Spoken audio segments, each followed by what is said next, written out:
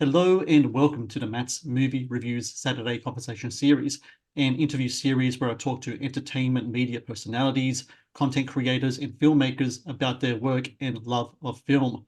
Today's guest is Russ Matthews, a film critic and writer whose work can be found at Real Dialogue, in which creative dialogue between the Christian faith and entertainment culture is encouraged through movie reviews, discussion guides, events, and much more. Russ is also an author with his latest book, The Maker's Quest, a Cyrus Rover adventure, available for purchase now for everyone to check it out. I've purchased my copy, Russ, Oh, and great. it's coming soon. It should be coming today. I was hoping it would come by the time that we will start the show, but it hasn't come yet. But he's coming today. And I just want to say, Russ Matthews, thank you so much for joining me on the show because we've been mates for a long time. It's really good to be able to have this discussion. So thank you.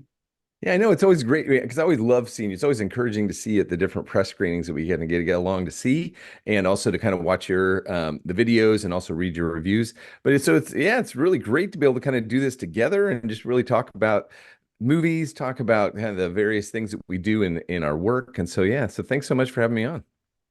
Absolutely. First thing I want to talk about is the Maker's Quest. So this film, a book just came out what around a couple of weeks ago, a month or so ago now. That's correct. And The 12th of it's May.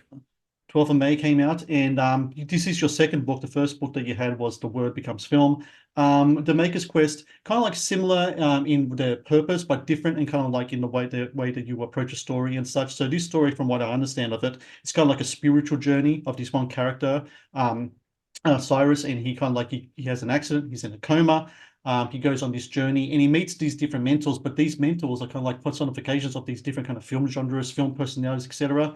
How did you come up with this story? What was this story to you before? Because from what I know, you were kind of doing like a follow-up to The Word Becomes Film, and then the Maker's Quest is something that kind of came out of kind of left field for you, and then you started diving into that book. Is that correct? That's correct. Yeah. Thanks, Matt, so much. Yeah. I really enjoyed writing The Word Becomes Film, which was an allegory that kind of described how we do the real dialogue ministry and really how we use film and also the Bible to be able to kind of bring these two messages together and help people to kind of travel on that journey with something that's familiar, especially some of your favorite films. And I'd already written the follow-up to that book, which is one that's kind of based on marriage, and that should be coming out in the next year or two. But this one came through that mainly because I wanted to kind of see how we could connect with the young adult audience. And Mm. Cyrus Rover, he'd be an 18-year-old. He's a film student and he loves film. And even though he kind of grew up in in a Christian faith culture and with his grandparents, he himself really and his grandparents really loved films. And so as he is in this accident that occurs and he ends up in a coma, it's kind of that while you were sleeping kind of experience in a way. He travels through, it's probably it may not be as familiar to people anymore. It's one of the most read books of all time is Pilgrim's Progress, but it's like Mm. an allegory as he kind of travels through and learns different attributes of God and also how this impacts his life and the decisions that he needs to make to be able to travel on that journey. And the various mentors, or it's really one mentor that manifests himself in different ways. They're key figures from probably classic films that he has grown to love and also just kind of helps to speak into his life. So the movies have actually spoken into his life throughout his lifetime. But this one now, all of a sudden, they're actually speaking to him as a mentor, this Elijah character who really kind of comes up as these mentors that kind of come from these different films. But so it's really, I really love this character and I found to love this story. And funny enough, going back to your question, kind of pointed it towards a young adult audience. And so I sent this off to a whole bunch of people who work within that kind of realm, as far as working with young adults specifically. And Mm. most of these pastors and friends actually ended up giving it to their teenage sons. And all of a sudden, we have this whole market of young men who are actually really engaging, just primarily because this character is 18, so he's kind of he's early part of young adult, but also just a teenager himself. And I have had some great conversations, Matt, with these young men who have gone through and read, which most of them have told me, I don't really like reading. I'm not a big fan of reading, but I love this story. And I love the kind of the film connections and really kind of be able to share this with my friends. And so it's really kind of served the purpose that I was hoping that it would. And it's done well in regards to that. And we'll be kind of going through and doing the promotion of this over the next few months and year. So one of the big reasons why I bought the Maker's Quest because my older son's turning 12 this year, and he's taken a real liking to the process of filmmaking. He's Right. gone deep, Russ, deep into the classic Godzilla movies, the Toho ones. He just Yeah, there you absolutely go. loves, and he's making his own film. So I gave him like this digital camera, old one that I had. I said, "You go and make whatever films you make." So he's making his own Wow. films. But we're also a Christian family, and I always try my best. And I it's something that I've learned from yourself, Russ. And there's another another person that I've learned this from. His name's Bishop Barron, Bishop Robert Barron. He's a Yeah, yeah, Catholic priest. definitely heard. Yep. Um, he's got the Word on Fire Ministries, and he kind of similar to yourself, where he uses he does evangelization through not only just his, well, in his case, traditional means, but also through movie reviews and pop culture and stuff, which is Sure. something that you've done so well through Real Dialogue in City Bible Forum and Third Space, etc. And that's one of the reasons why I want to get this book too, because it kind of brings both those worlds together. And it's something that you've done incredibly well through your ministry. I just want to go back though in regards to the roots of that, because Sure. I've read that when you're a young man growing up in Iowa with your family, that you guys would get together, watch movies as a family, and afterwards you have like just talk about the films afterwards and have kind of like robust discussions. Is that right? Is that kind of like where you think where I imagine the emphasis of how you kind of like discuss film and discuss the themes of film, is that kind of like rooted in those moments when you're a younger person, you're with your family and talking about films afterwards with your family and all the debates and stuff that will come from that? Well, Matt, you have done your research. That's for sure. I love this. But no, that's exactly it. Whenever I've talked with different people when they talk about when they started off as an author, probably the best advice anybody gets, and it's very familiar, write what you know. Mm, And so that's really kind of what the word becomes film was. But then also this does take me back. It does remind me of when I was growing up in Iowa. You don't necessarily think of the middle part of the United States being the place where you go see movies, but this is really where what we used to do as a family. We'd go all pile into the car and drive off and go to see the movie on the big screen. This is before VHS. This is before DVDs and all that, or streaming. And so you had to go see movies in the theater. But my mom, it was just my brother and I, and my mother would never let us just get away with, did you like the movie? And then we just say mm. yeah or no, or didn't like it or did like it. She would actually ask us what we liked about it, and also what would we recommend it to somebody else, maybe a friend.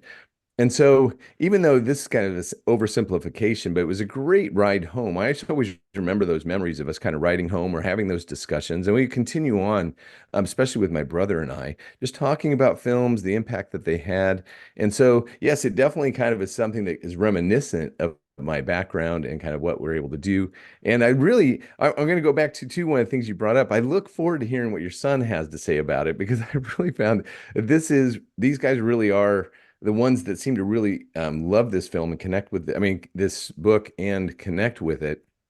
And funny enough, I can't wait for you to read Cyrus's backstory. He gets about the third or fourth chapter in, and honestly, it sounds very similar to your son, in so much that his grandfather handed him a camera, said, "Go do with Mm. it what you want to do with it." Kind of learning, just kind of filming everything and being a part of that, and it's where his love for film came from. And so I look forward to seeing how he connects with it. You mentioned before Iowa. That's where you grew up. That's where you're from. You came to Australia, from what I understand, in 2006. You Right. talked to a pastor over in the States, and they talked about overseas ministry. Australia came up. What was that move like for you to kind of dive into that? Because it's a big move. We're not just talking about going like to some country. We're talking about the other side of the world here, That's right? right. Into Australia, and why there is, of course, similarities between America and Australian culture. There are a lot of differences too, and it's a big move and such. What was that like for you at the time? And at the time, I imagine, because myself, I don't believe in coincidence. I believe in purpose, and I imagine on your end, this is you, maybe God saying to you, "Hey, this is the purpose that I have for you, and this is something that you really have to grab, and to go with, and something you just gotta have to just dive into there, and just put your faith in God, and at the end, time, I think there's actually speak about unsung hero. There's a line in that movie where they say, "In time, God makes everything beautiful." So I imagine it's something Right. that's you're living through right now. Yeah. Well, yeah, you know what, Matt? Even though I don't sound like it, we've been here, like you said, for 18 years. We are citizens. I'm probably wired more Australian in a lot of ways than I am even in kind of my American heritage, even though I'm proud of my background. And it was a big move for me and my wife, Kathy, and our four children. And Yeah, you definitely say we similar to the Unsung Hero experience, and that's a great film, by the way, people should go see, Yeah. is is one that where you have the culture clash, so you can make the assumptions that Australia and America are similar. There are some similarities, but there's a lot of differences, and most of them are kind of under the surface. And so we had to kind of learn what it was to live in Australia, to be a part of the Australian culture, and still not be embarrassed by our American heritage in any way, but still Mm. not live as Americans on Australian soil, but live as Australians would. And it is an immigrant nation. I mean, most of us, if you can, it's not too many generations point back that you can actually get to the fact that most of us have immigrated here outside of our the indigenous population. And so it's one of those things that definitely took time, but we really have fallen in love with it. And I'm very thankful because I actually came from, even though I do have Bible college training, I came from a business background. And so that's what City Bible Forum and the ministries is of engaging with people in the workplace with the message of the Bible was really what we were striving to do. And I love doing it, still with them, still love the organization and what they're doing, even though it's kind of gone through different shapes and forms over the past 18 years. And also it gave room for us to be very entrepreneurial. And so about 10 years ago is when we started the Real Dialogue Ministry. We just started engaging with that industry specifically and just getting to know some really good friends who are film critics, writers, directors, and all that. And that's really kind of where Real Dialogue formed. So as far as from a family standpoint, we fall in love with it. It was definitely hard few years kind of transitioning and kind of figuring this whole thing out. But thankfully we do is there is no such thing as chance. I believe that what you were saying there, Matt. I really see the providence in us being here, us falling in love with it. And then on top of it, seeing how we could really connect with the Australian culture. And then also kind of even going back and promoting that back in the United States and showing you may not know what Australia is really on about, but here is really what we can share with you and really what this country is like. And so, yeah, it's been a joy to be able to see, and we'll see what the next few years hold. I imagine as well, though, while there's big opportunity, it would have been a challenge as well. I started Matt's movie reviews in 2006. So when you come Oh, to the US, wow. I started my journey as a film critic. I went through a lot of health complications and such in my life. There was a moment there where I couldn't walk for around a couple of months. I had really bad back problems. I changed my whole life around, embraced my faith, and I was like, I just need to figure out what I want to do in my life. And always, like yourself, I grew up with movies, love movies, and I decided I want to write about films because at that time, the blogosphere was really just starting to thrive. It was Right. pre-social media. Social media was kind of there, but not really. So I could write for publications, I could write on my own, and that's essentially what I did. And that's where we are right now. But at that time, one thing that I remembered has when both of my worlds converged as a Christian and as a film fan and film writer. Right. That was the time of the militant atheism, where the Dawkinses and the Yeah. Hitchenses and Sam Harris's, etc. They were really had a grasp on religion, dialogue regards religion and stuff. And the movies kind of reflected that. You had to think about the movies that came out at the time. There Will Be Blood, The Mist, kind of like movies like that, where there was a really kind of like anti-religious message through there. And so when it comes to yourself, Russ, when you come into Australia, and Australia isn't known as much for its embrace of Christianity as say the Mm. America is, and you're also dealing with the pop culture part of it as well in regards to movies and such, kind of reflecting that kind of like almost anti-religious message. How did you come about kind of trying to tackle that because you saw like so many odds against you, but also number two, how did movie reviewing, how did films become a factor in using that as a sort of form of evangelization to try to reach out to people as well? I'm really curious about that. Yeah, yeah. Well, I'll answer both questions kind of separately, but then they do kind of merge together as we kind of look at this. The first part, I really found that through our experiences and also with the ministries that we have at both City Bible Forum and Third Space, is that yes, there is kind of a pushback when it comes to many things, when it comes to talking about Christianity, talking about faith initially. But I found because the research, you can kind of go to Mark McCrindle's research and be able to point to the fact that about 56% of Australians are willing to have a conversation about spiritual matters and really talk about God. But I find that what's different, it's not like we're just walking up to somebody and start talking to them about it. They're not going to necessarily engage as much as the value of mateship, and building into relationships and kind of building those connections over the years. I see it as more of a long game proposition as far as people being willing to do it. But nowadays, I mean, I'm pretty much like you experienced, you walk into a press screening, you walk into all these other various atmospheres they go into. Many times I may be the only Christian in the room, but I don't have to necessarily hide that or be embarrassed by it in any way. And many times it gives me an opportunity to be kind of a unique voice within that space. I kind of call it a light in the dark room in a way. And it's not me, it's because of Jesus living within me that I'm actually able to say that.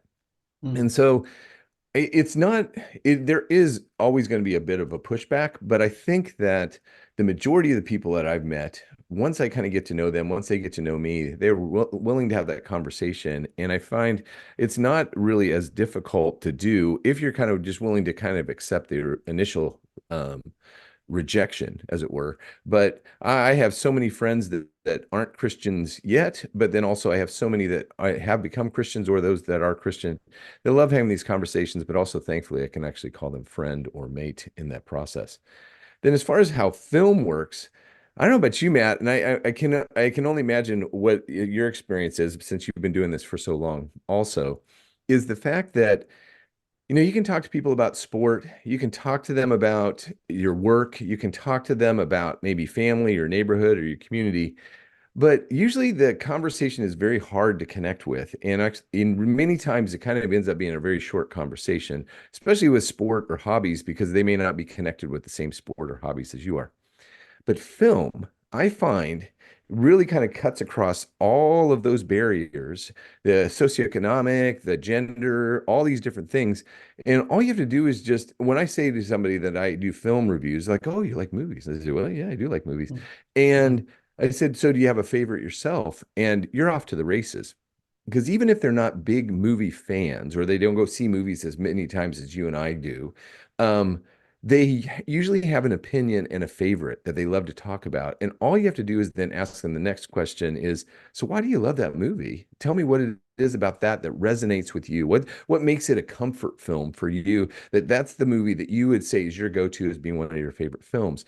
And for me, that just opens up the door to seeing kind of their worldview, how they see the world. And then it really goes quite quickly to the personal, because you really open up that question. It is a very personal question, but yet it seems rather innocuous when you initially ask it. But I find that most people really are willing to open up to you and just kind of go that route. So I found that it's one of the best ways for me to be able to get the conversation started with people about their faith is really starting with film. And so, and then on top of it, I usually have seen the majority of films that most people are talking about. So I'm able to kind of Mm. speak into that space a little bit. But I don't think that's even necessary. I mean, I think you can just really ask them the next question of why they love that film, that you can really kind of continue the conversation. So that's why Real Dialogue has been going as long as it has, and we've been able to kind of grow it and have events as well as training on how you do that sort of thing. And then even funny enough, I ended up becoming an author in the whole process. Please support Matt's movie reviews on Patreon. Get access to exclusive content, request movie reviews and top 10 lists, and help support my work. Please click on the Patreon link in the description below. I just want to go into a different section of our discussion here. So there's a couple of games I like to play with my guests during my Saturday Oh, conversation. One of them is called Choose Between Two. So Russ, pretty much how it works, I'm going to throw a two things against you. Two things to you. You have to choose between two of them. They're both in the same kind of wavelength, same kind of theme. Well, sure. I'm just curious which one you would choose and give me a little bit of a background as to why you would choose that one thing over the other. Okay. Wow, this is the All test. right. Okay. Didn't know I had a test All this right. time of morning. So we're going to start off with a doozy. It's got the better biblical epic movie, Ten Commandments or Ben-Hur. Oh, wow. I'm gonna have to go with Ben-Hur just because I've watched it so many times. And you know what, that movie, because they've remade it a few times, obviously, over the years. And but the one going all the way back to the Charlton Heston one, well, actually both of them were involved, Charlton Heston, funny enough. But the film itself still holds up. I just find it fascinating. I know it's a different era, a different type of acting, and so there are elements that are still kind of, oh, you can maybe say cheesy from that time of that era. but like the chariot scene and so many Mm. other elements, and then also the narrative of Jesus, even though you never see his face kind of being throughout the whole story, which is a part of the original tale, I still think stands up to this day and still deserves credit for being one of the best films of all time. And that's not to knock on Ten Commandments. I do appreciate the Ten Commandments as a film and also what it was able to do, especially in its era. But I would probably have to say Ben-Hur would be my choice. Yeah, I love Ben-Hur. One of our like annual Easter watches is Ben-Hur in our Right, household. And people tend to forget that the original title of Ben-Hur is Ben-Hur, the Tale of Christ. So, right. that's like that's kind of the big thing there. Now I know that you not a fan of baseball, but I know you like baseball movies. And one of the I big love guys baseball in movies. Yeah. baseball movies is Kevin Costner. So I'm going to pick two Kevin Costner baseball movies: Bull Durham or Field of Dreams. Oh, mate, don't do this to me. These are two of my comfort films. I love both of these movies so much. Ah, I do. I mean, because yeah, and then if you throw in Moneyball, which isn't a Kevin Mm. Costner film, I got it. That's another baseball movie that I absolutely love. Oh man, which one? Okay, I'm just gonna do this mainly for the sake of our family. I would have to say Field of Dreams just because it's a little bit more accessible to the broader audience as far as the family. Pretty much anybody could go and watch this movie and still enjoy it. I've been to the Field of Dreams, being from Iowa. I've been to the actual field, where they shot it all and all that sort of stuff. They open up the baseball season now there.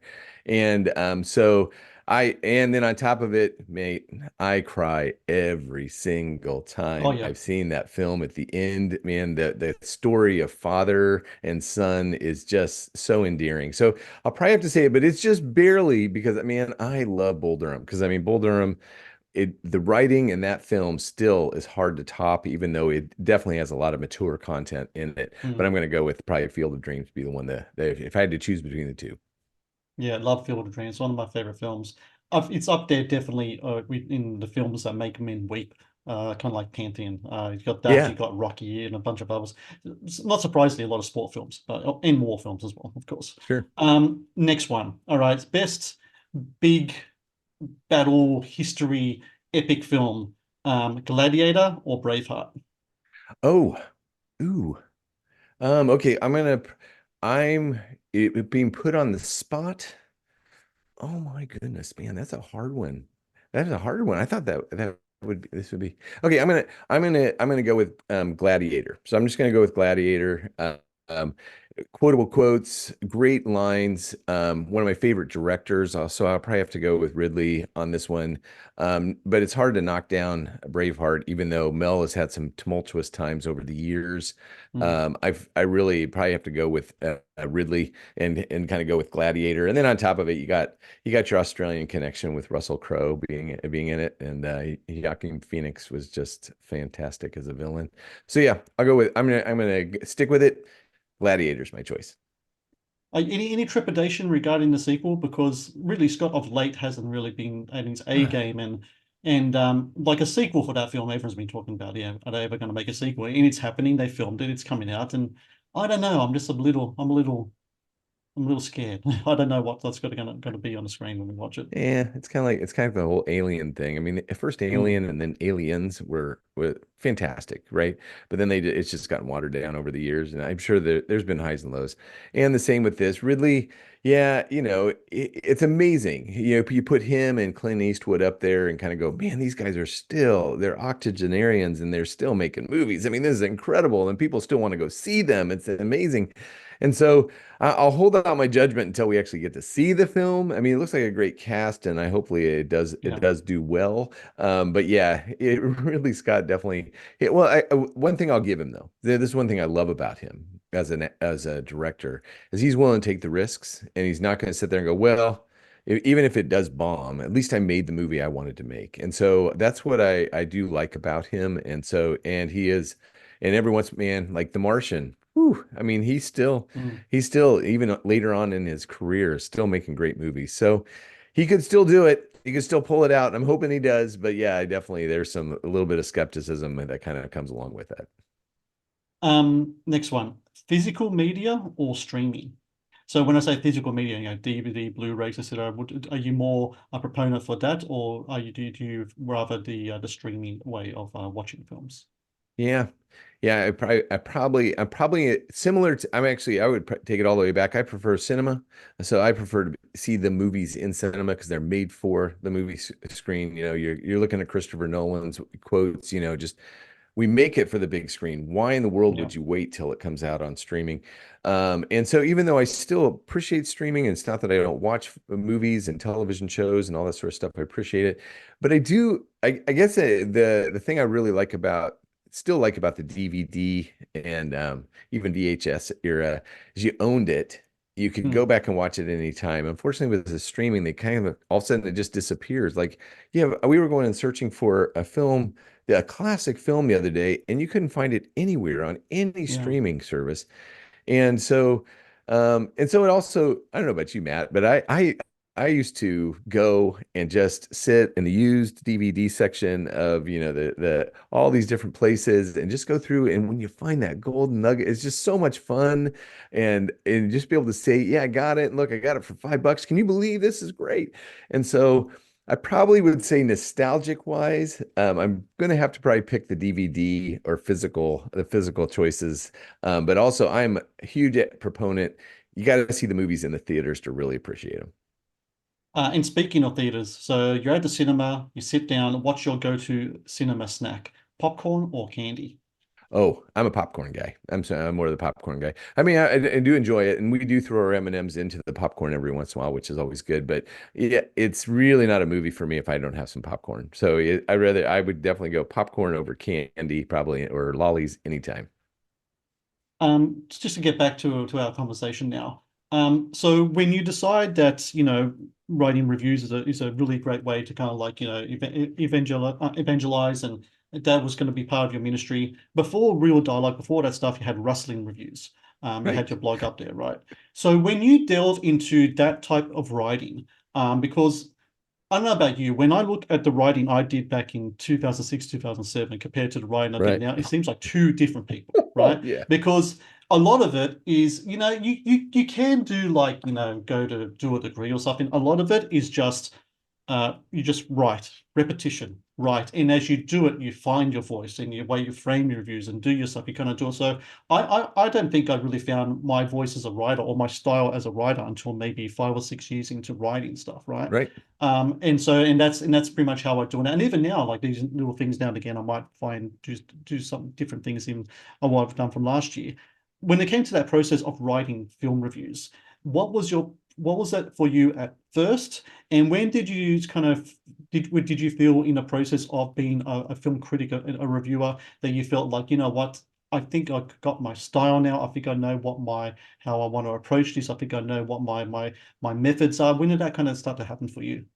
Yeah, you know what? One thing, and this even kind of points back to the book, The Maker's Quest, in a way that I really appreciate the mentors that kind of came into my life throughout this whole process and how when I got started, I mean, literally, as a friend of mine, he said, "Hey, I know you love film. Would you mind? I have a press screening. I can't get to it. Would you mind going? And you can write the film review." And I said, "Oh, sounds great." And so I did it. He didn't end up using the review. So that's actually how the blog Rustling Reviews started, was I threw up the first one on there and then started writing some reviews. And then it was actually through one of the local publications. They said, "Hey, we really like your reviews. Could we use those in our publication?" And that's how things kind of just got rolling and got started. But as far as kind of developing my style, I mean, I think there's the young hubris of years ago that you all of a sudden go, well, everybody's going to want to know my opinion. And so Mm. you mainly kind of write in a way that's just, you can border on being snarky when the movie's really bad, or you can try to write these really glowing ones that's exceptionally long because you really like it. But will people read 1,500 words? I don't know, kind of thing. And so it was really kind of getting great advice from people on saying, hey, developing your voice, making sure you understand you're knowing who you are. And also, you can't be snarky about every bad movie because there's going to be more bad movies than there are good. And Oh people yeah. aren't going to read it after a while. And so, how can you say something, even though you don't? disqualify your opinion, but yet how do you say something about this movie that really will keep people engaged? Because also there's the subjectivity of film, is that just because you don't like it, that doesn't mean that I'm going to like it. So it's also being aware of that aspect of it too, and not that you have to sacrifice your opinion or kind of hold back on what you want to say. But I think that there's a value in it. But then also for me, too, I mean, even looking at some of the most recent animated films that have come out, for Mm. our audience in particular, maybe the quality isn't that great, but does it get people into cinemas? Does it get families back together doing stuff? And does it get families talking to one another? Well, then actually, there is a value to those sort of things. I mean, you can just kind of you can put Super Mario Brothers or the Garfield movie through the ringer for quality, maybe, but then on top of it, but this is what's going to get families out and talking. So I'm not going to necessarily trash it just because I don't like it, because I'm also an older man that doesn't necessarily enjoy those movies as much maybe as I used to. So within all that, I think that it's looking at these amazing mentors that we've had over the years. Yeah, I look back. I actually remember when I started speaking in churches and stuff. When I started speaking probably about 20, 25 years ago, I look back and go, oh my goodness, why was anybody even listening to me at that point? But yet, and also, so it's a very different style to how I do that now. And the Mm. same with, I go back and look at my reviews and I go, oh, wow. I'm not going to rewrite it, but I can't believe I even said that, or I framed it this way, or how I put it. And so that's where I'm very grateful for mentors who really kind of come along with me. Also, that are readership. The thing is, you put yourself out there. If you're going to put yourself out there as a critic, you got to be ready to be critiqued. And Yeah. so I think also our audience has actually helped me to kind of develop my style. Not that I sacrifice my voice, but I definitely have to kind of be aware of who's listening to me, who's reading our reviews, and who benefits from them. And so when I say something or do something, I need to kind of keep that in mind too. And so that all of those things kind of come into play with it. And then Matt, probably you can say this too, and it's probably one of those. This may be a different conversation than maybe other critics that you'd speak to, but I do pray about it. I mean, I Yeah. look at in my choices in regards to what I go to watch, because there's certain films I probably won't go see just because of the impact they have on me. Um, and then the same with how I write. I'm going to write. So not only honoring those who are reading, but also honoring the one that I'm really representing, and that's God. The Matt's Movie Reviews YouTube channel is brought to you by TeePublic. TeePublic is the world's largest marketplace for independent creators to sell their work on the highest quality merchandise. With over 1.2 million designs, TeePublic is sure to have something you'll love. It's really interesting what you just, in that last point you made just then. I read an interview that Scott Derrickson, he's a writer-director. He did Sinister, Exorcism of Emily Rose. So Yeah, yeah, he's right, also a Christian. And he's also a Christian. right. He is. So he did an interview with this film critic, Catholic film critic, and he's a deacon as well, named Stephen DeGranis, when Sinister came out. And now talking about horror movies, watching horror movies as Christians. And they talked about how as they got older, especially when they started having families and such, that watching some content that they might have watched, say, in their 20s or their teens, it makes it harder for them to watch it because the stuff sticks with them. It sticks to their Right. soul, especially, right? Because in many aspects, watching movies, and I don't want to put it in any way platform wise, some No. people say, "Oh, the cinema is my church" and stuff. It's like, yeah, good on you, right? Whatever. But it can be in a sort of context, a spiritual journey song, because there are themes in there, like your writing touches on this. There are things in there and themes that can go back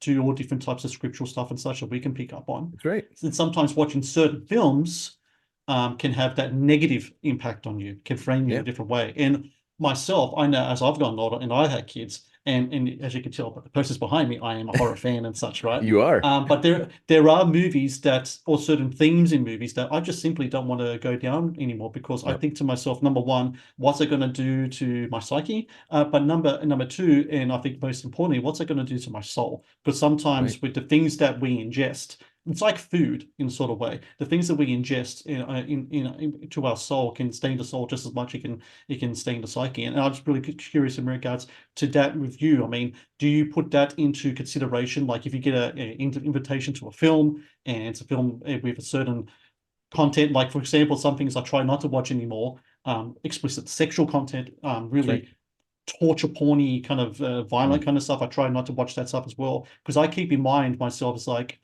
is this something a road I really want to go down and spend 2 hours of my time watching this content right now? And even though I'm a film critic, does that mean I have to watch everything? I don't necessarily think it does. Yeah. Oh no, that's a great one. That's actually part of our training. We have a training called Finding God in Film, and one section I call is drawing the line. You got to draw the line because the thing is Yeah. that there are certain elements to film stories that will impact everyone, but there's also a lot that only will impact certain people as far as based on how they respond to it, based on either their spiritual impact, their emotional impact, and so for me. I really appreciate guys like you because, and I have two of my writers who actually are horror fans because the spiritual going down the spiritual track and doing what we do at Real Dialogue through horror films, great. You know, I mean, you can really do it, but I don't appreciate the genre as much. And Mm. there's a whole bunch of other history that's with that. And so I have other guys that actually do, and they really kind of are able to pick out some of the great stuff. But for me, it's probably for me, it would be the ones that's sexually explicit content. I really choose to kind of try to stay away, especially when it's just added in gratuitously and it's not Yeah. necessarily complementing the storyline. I don't Yeah. necessarily think that nudity and sex shouldn't be in movies, and because sometimes it does. It's almost necessary for the sake of the storyline. It's like looking at a Michelangelo's David and going, well, if maybe he had just put a cloth around his mid range, it'd be a little bit better. But you're going, no, there's a value to the art, so I can appreciate that. Um, but the other side of it too is, Matt, is that who I'm writing for or who I take along to the cinema, I have to Mm. kind of keep in mind I may have somebody with me, or I know that what I'm going to be saying to the readership is going to also have an impact. So I have to be aware of the fact that it has this content. So we need to make sure people are aware of it. And if this causes them to struggle or to fail in any way morally, they should not go see it, And so, but those are really their choices that they have to make themselves. And so it does, my walk with Christ does have an impact on how I view films, but then also I do make choices on which films I go see based on that too. Um, and but it also does open the doors in massive ways for me within the industry and also outside of it with people, just because I'm able to speak into it, and be able to talk about these films and how every story really points back to the meta narrative of God's story anyway. And Mm. it's not, and I'm not just saying that, oh, he spread his arms there, that's Jesus. It's not that sort of thing. It's really more of love, redemption, justice. All these things have a biblical history. And so to be able to kind of go back and talk about that with people is really not too hard to do. But I think you do need to draw the line, mainly not only for yourself, but also for others that are going to be impacted by you going to see the movie. Yeah, absolutely. Like for example, my favorite film is The Exorcist. There's many Right. reasons why I like that film.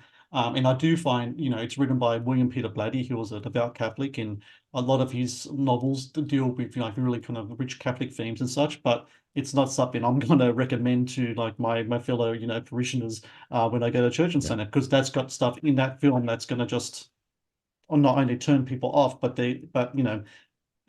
I think for like that type of film, you had to go. It's kind of like almost like doing exercise. You're not going to lift 100 kilos straight away off the bat if you're going to watch a Right. film like that. Start off small, kind of lead up to like that kind of thing, so you can handle that kind of stuff. And just people can't handle that stuff, and most people can't. I wouldn't recommend people watch it, even Yeah. though I would recommend people watch it because it's my favorite film, but not everyone. So Exactly. yeah. There's a discernment. There's a discernment in the whole process because especially when you're considering art, which I really consider most film to be art and an expression of an artist and a creative. But I think there is a discernment that needs to be had. And so that's where we may differ from others in the sense that I base it in a biblical structure of why I make that discernment, while others will have to make Hmm. that choice on their own. I want to do another game now. This is called rapid fire questions. So I'm just going to throw some questions at you. Tell me what you think straight off the bat, and you can also just follow up on it and ask in Sure. fill some more detail. All right. I read that Blade Runner is your favorite movie. Is that All still the right. case? Yeah, yeah. I absolutely love Blade Runner. What do you think of the sequel? I really enjoyed it. I thought that it was great. It was, it definitely were measured. Also, we're in a very different era that we're, what Blade Runner was, and then what Blade Runner 2049, what you are able to gain from it. Were two different films using very similar characters. It's also, I'll have to take it back too. I'm also a Philip K. Dick fan. I really enjoyed Mm, his writings, and so many of his stories have been made into films, or at least been some of them even been just stolen and just used as films. And and so, yes, Blade Runner still stands up there again, a Ridley Scott film, one that was a flop at the box office, but yet has kind of yeah. gone on to be this cultural, cult hit, as it were. And so, yeah, it stands up. I was the sequel is good. You know what? I mean, honestly, I find it almost a lot of my reviews lately have been if they just cut half an hour out of that movie, it would have been great. You know what I Mm, mean? And so I yeah. think even with that, Denny, as far as what they're able to do with it, it was a great storytelling. It was beautiful. There were so many great characters. But I think it probably could have had a healthy edit and it would have probably been even greater. But anyway, but Blade Runner still stands up for me. And even though I go back to the original, I don't necessarily go to all the director's cuts, even though I've seen most of them. See, that's what I was going to ask because we'll talk about Ridley Scott before, and the other thing he's kind of notorious for is these director's cuts and extended cuts and Yeah. all this stuff, right? It's kind of almost to the point where it's laughable now. But the Blade Runner movie was definitely the first time that he kind of delved into that territory Right. because he didn't like the narration, right? The Harrison You Ford didn't. narration from the original. But so for yourself, the original theatrical cut, that's kind of the one that you always go to. Oh, well, it's just like, well, because we just saw Furiosa, the Mad Max saga, right? Yeah, And the Roadrunner, I mean, not Roadrunner, sorry, Mad Max 2 or Road Warrior was yeah. seminal for me. I mean, I still go back and I go, man, it was just such a great film. But then on top of it, it opened up my eyes to a different type of filmmaking and seeing all these different things. Same with Blade Runner. I mean, this is in the era, you got to think this is kind of thrown in the middle of the era of Star Wars and Indiana Jones. So then to Mm, all of a sudden have this dystopian, dark film, as well as Roy Batty, which I still think is one of the best villains ever written in movie history. Rutger Hauer was incredible. And so I would still say, yes, I go back to the theatrical release just because, oh, just go with it, man. Just back it, back your original creation, whatever those producers, if they got involved, sorry about that. But this is what we love. This is why we loved it. And so just let us have it. But if he wants to do director's cuts, that's fine. But I still kind of mm. go back and I think the original really was what grabbed me, and it still does today. Okay, so you come to Australia in 2006, and I'm sure you've been watching lots of Australian films since then, been to a lot of screenings. So, what's your favorite Australian movie? Oh, huh. That's interesting because I mean I really do I mean Fury Road is still one of the tops for me as far as one of my favorite films as of late.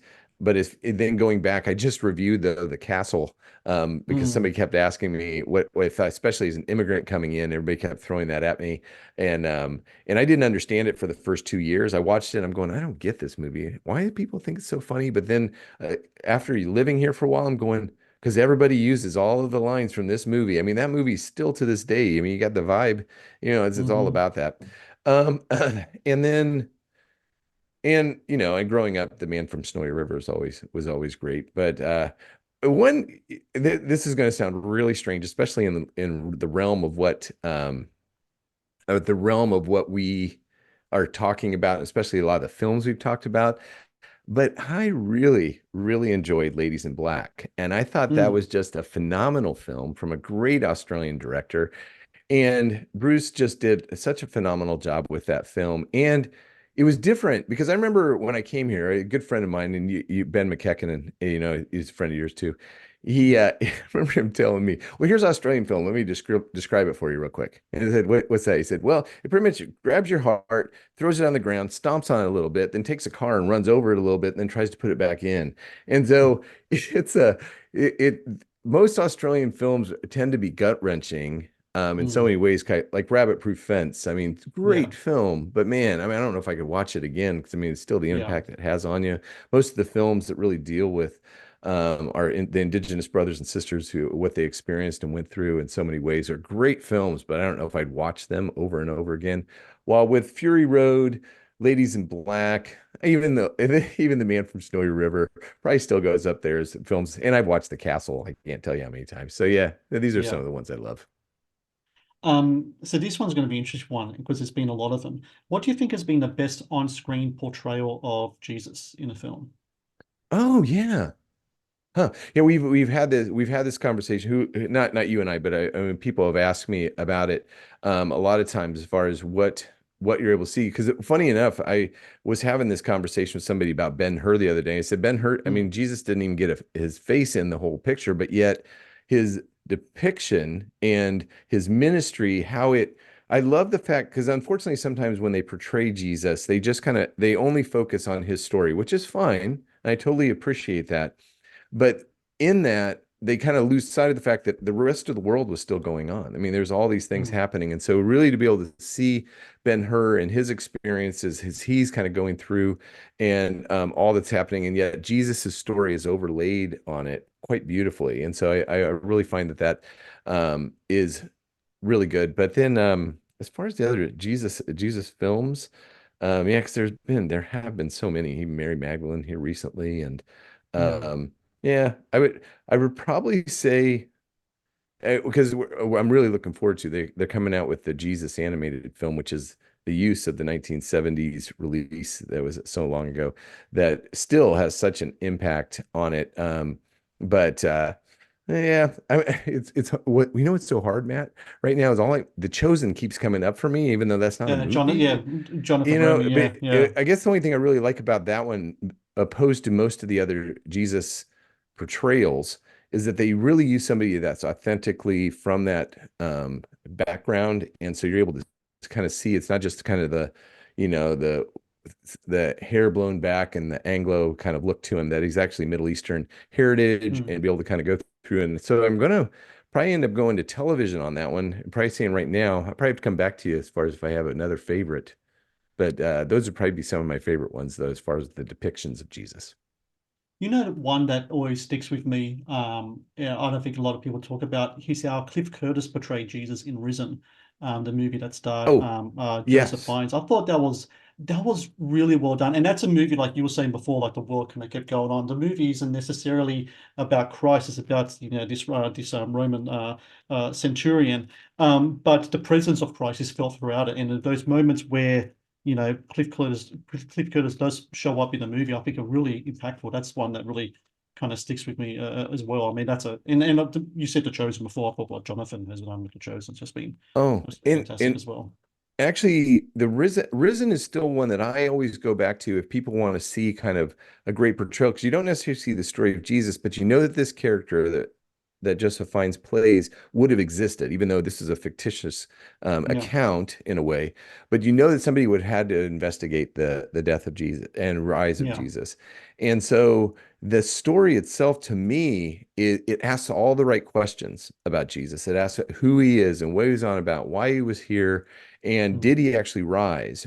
And so I really found that depiction, even though it wasn't necessarily, yeah, because he's only in the film very briefly as far as 20, Jesus, 25 minutes or so. Yeah, yeah, if that. And so overall, though, I still think that over the past few years, it's one of the best films they put out about the life of Jesus. I think so too. Um, a controversial one. Is Die Hard a Christmas movie? I know you I'm just going love to go this. on record because I said it several times. I've said no, just to let you You know. said So no. Yes, I'm in a no camp. I know. Oh man, I love you because I've heard you speak on this one. I know exactly where you're coming from. And the thing is I am going to go down the other path. I actually argue the fact that it is a Christmas movie, mainly because of it. It is one that really kind of gets us into, and it's just a fun one to talk about as far as seeing Bruce Willis being as a Christmas film. I know it's just a action film that happened to be to occur in the Christmas genre. It's not necessarily specifically to Christmas itself, but it's still fun to kind of add that into the mix, especially when you see a lot of the different choices when it comes to Christmas movies. So I'm going to actually sit on the other side of the fence on that one with you and say, yes, I think the Die Hard is a But Christmas movie. if you're going to go down that path, though, if Die Hard is a Christmas movie, then Lethal Weapon has to be one as well, right? That's right. I I mean, love it it. has to. I It mean, has to be. there's jingle bells in the theme. They're having a jujitsu. Gary Busey and Mel Gibson having a jujitsu fight with Christmas lights I in the mean, background at the end. Come on, I mean, it's got to be. Then there has to. there you You go. can't take one without the other. Anytime you can include Lethal Weapon in the conversation, I'm always for it because these Yeah. are ridiculous films from an era when filmmaking was a very different time, and the Oh yeah. hair and all the different things as far as how they were doing it. But there's just still so much fun, and that's what I enjoy about not only Die Hard but also Lethal Weapon. At least the original one was just, it was what it was. They didn't really try to make it. It's like kind of like going back and seeing Beverly Hills Cop again. It's like, oh Mm. my goodness, these are just those classic kind of 80s kind of films that have their place. They have their place, that's for sure. So I'll be willing to put Lethal Weapon on the list for Christmas movies if you want me to do that. Okay. Last one. Pineapple on pizza. Yes or no? We do it. Yep, we do it. Yep. I don't, we're like Inside Out. I don't put broccoli on pizza, but we Hawaiian pizza, we do put pineapple on our pizzas. We enjoy it. We'll admit it, and I will fess up to it that yes, we do. How about you, Matt? I'm a stern no. I'm an advocate against it. I'm the anti pineapple on pizza party chairman. That's what I am. But it's interesting how when I Hopefully we asked can that still be question, friends. absolutely. Oh, it's interesting when I asked that question. It's like clear. It's not like, oh yeah, sometimes it's like a yes or no, and that's it. There's no like, yeah, sometimes maybe even something different. It's like yes or no, and There that's you it. go. There you go. But yeah. Love it. The Matt's Movie Reviews podcast is brought to you by Amazon Prime Video. One of the best on-demand streaming services available, Amazon Prime Video features exclusive Amazon originals as well as popular movies and TV shows. Watch Amazon Prime Video anytime, anywhere. So my last question to wrap this all up. So since the time, we've been doing all this, we've been writing and such and talking about film and doing things over the last, how many years now. What's changed most in that time is the rise of social media and all the Yeah, tools that comes with it. We do things now a little different than before. Before it was just we do. writing, but now we have our podcasts. Now we do our videos. Now we do all that stuff. How's that transition been for you to kind of like move from writing and using these other tools now to get your word out? For me, I was very kind of resistant to it at first. I was like, no, I'm a writer. This is what I do. I write and such. But you can't deny like the wave of what it was and what it is now, Sure. right? And now it's something I totally embrace. Like I do so much video and podcast stuff and so many podcasts. Like my recent podcast that I did was episode number 608. So Wow. and I've done like hundreds of interviews even before that, you know. Right. And so like I'm all into it now. What about for you, though? What was that transition like for you? Were you kind of resistant at it first, or did you see it as another way, another path, another tool to get the word out of real dialogue and try to reach out to people? Yeah, because I mean, fortunately, with when we started, we didn't have Facebook and all this sort of things. It just kind of it started all the social media aspect, and then even the streaming options. I remember we used to get the Netflix DVDs posted to us. You Mm. remember that? Oh And yeah, when we used to get yes. those in the post, and so it's just a different era. So there are probably two sides of that for me. One is I do appreciate the fact that social media gives us an opportunity to have expand internationally really with our the messaging and what we're able to do relatively inexpensively, even though it does take quite a bit of time to kind of curate all the content and to do the Yeah. content well. I think that's one thing that's really changed significantly in a very short period of time. It used to be you could just do stuff on your phone or you could just do really quick videos and do all this quippy stuff. Now everything has to be quite professional and great looking. I think that was kind of the COVID era kind of did that to us. All of a sudden we had Mm. this expectation. We have the great cameras, we have the great microphones, all that sort of stuff. And so I do appreciate, and I don't have a problem at all with kind of flogging it and getting it out there. I do kind of push back on all the ever-changing algorithms and all that, trying to keep up with all that. That Mm. gets a little crazy. Um, but then as far as especially how we consume it, that one thing that's been the biggest challenge for us, it used to be like 2 or 3 films we'd see a week. But now with streaming and all the content coming on streaming, as well as in cinemas, trying to keep up with all of it. What's the right films do we go after? Do we still go after the art house stuff, or do we just go for the blockbusters, or do we go with the streaming options, even though there's some great ones that are on streaming? And so it's really kind of picking, being wise and discerning as far as what we can actually invest in, and have a voice about. Because after a while, people aren't going to hear it because they're not going to watch all those films. And Yeah. so it's definitely changed, but I don't mind it. You still have to. It wasn't any different than trying to go to the cinema, looking at the movie posters on the wall and go, which movie do I go see? Well, Right. nowadays you have all these different options to kind of help you to be able to discern, even though I don't really trust some of them. You're kind of going, Mm. I'm not sure how all those work. But now, you have all the options. You have so many other things to find those golden nuggets of great cinema. It's still the same process. You sometimes you just have to kind of you have to get through a few bad ones before you get to the good ones. And also, I love those pleasant surprises. You show up and it's this small little theater, downtown Sydney, and all of a sudden you're going, oh, why am I going to see this? And all of a sudden you walk out going, oh man, I'm so glad I didn't miss that one because that was Mm. great. And so, and then to be able to have a voice to be able to share that and be able to express it, all of a sudden these films that may not get a lot of promotional hype but yet then for us to be able to kind of back it and go, you know what, you may not ever see this one in cinemas, but it is worth it. You got to find it. And so to be able to be a part of that, feeling like I'm really a part of helping the industry, in finding good films, and then on top of it, really supporting those. So that excites me. But then on top of it, it kind of comes back to the ministry and just really. It's the thing is that people are consuming them. People are watching these movies. And so then to be able to kind of give a broader perspective beyond just, hey, it was a good movie or it was a bad movie. It was like, no, what did it really say to you? What are we able to talk about? How are we able to get conversations started and go deeper? I think it makes a richer human experience for us to be able to do that. But then on top of it, we get to point it back to God and kind of, he's a creative. So we're able to kind of go through and point back to the fact that we're creatives because we're created that way. And so we're able to kind of celebrate that too. So it's all fun. I can't complain about this industry. It's a blast to be a part of, even though it's hard sometimes. Well, it's been a blast to talk to you today and to dive into kind of like your past and your present, and hopefully we're going to see so much more of you in the future as well, because I know you're doing such a great job of Real Dialogue. And for everyone out there, I'm going to have links in the show notes to the Real Dialogue blog. I'm also going to put a link out there for Rustling reviews. So you can see Russ's early work as well.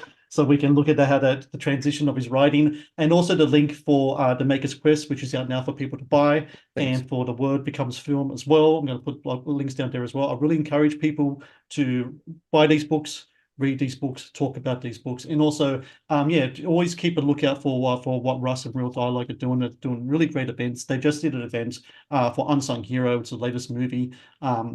For the Kingdom Story Company, it deals with the Smallbone family. So for anyone who listens to for King and Country, those are the sons there. They're involved in the film. They star in the film. They directed it, Right. wrote it, and they were just with you guys like only last night, talking about the movie at an event. So I think I really encourage people, check out these events, be part of the Real Dialogue experience. And Russ Matthews, I thank you so very much for your time today. It's been a pleasure. It really has. It's good to see you again, and I'll see you again at the next screening, mate. And Yeah. yeah, I can't wait to talk some more about movies in the future. Hey man, I've always loved your work. Anytime you would want me on the show, it's always an honor and a pleasure to be able to do that. And then on top of it, get to hang out with you at the movies too. So thanks, Matt, for your work. Thanks for everything that you do. And thanks for having me be a part of it. And I look forward to seeing you at the movies. Thank you for watching the Matt's Movie Reviews channel. Please subscribe for more reviews, podcast interviews, and exclusive content.